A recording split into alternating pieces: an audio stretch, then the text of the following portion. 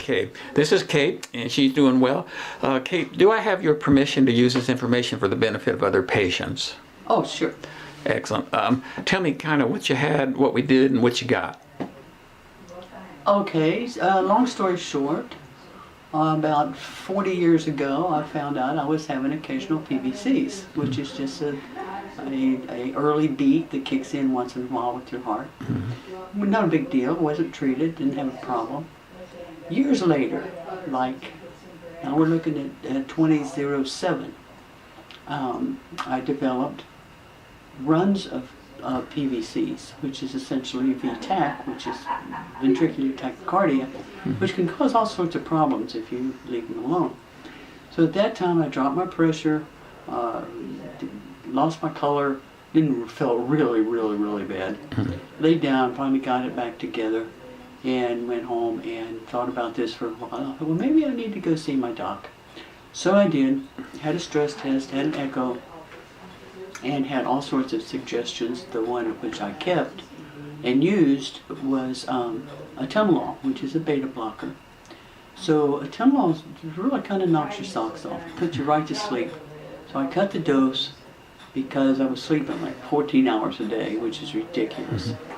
So then I cut down. About a year of fooling around with this, I was down to like a half atenolol 3 times a week. So I was taking it Monday, Wednesday, and Friday, and doing all right with this. Now this is a rate-related arrhythmia, so the point was to not let your heart rate go over my heart rate at my age, over about 100 to 110. So and that's been working. So now we're at 2018, so this is 11 years later. Just by chance, I'm talking with Dr. Kiefer about arrhythmias. He does this little tap, tap, tap on your chest and on your back, and tells me that this is, maybe will fix this arrhythmia. And I said, oh yeah, sure. Thinking, I like this guy, but this is a little far out. So now this is a week later. I've not taken any atenolol. My heart rate has been up to about 115 on a stationary bike. And I'm not pushing it higher than that just because I'm kind of waiting for the other shoe to drop. But so far, this is holding. I'm not taking atenolol. I'm not having VTAC, any PVCs. And that's my story. Wonderful. Yes, and what we did was a kinesiological tapping technique on the sternum, on the back, and balancing left brain, right brain. So these techniques are basically energetic tapping techniques. Everything's energy, nothing's not. And heal the energy, heal the body. So we've done about 4 of these, and 3 out of 4 so far have responded very well.